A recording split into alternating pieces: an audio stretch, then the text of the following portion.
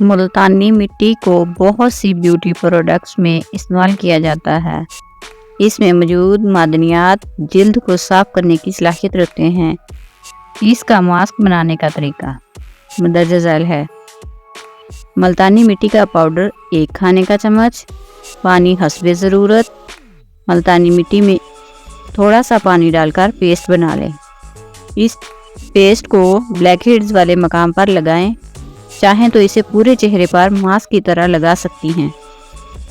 10 سے 15 منٹ کے لیے اسے سوکھنے دیں، پھر نیم گرم پانی سے چہرہ دھو کر کوئی بھی موئسچرائزر لگائیں۔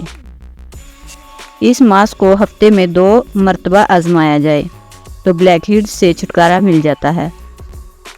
مٹی کے اندر موجود معدنیات خلیات کے اندر کی صفائی کرنے، خون کی روانی کو بہتر بنانے کے ساتھ ساتھ چہرے کی رنگت کو یکساں بنانے میں بھی اہم کردار ادا کرتے ہیں۔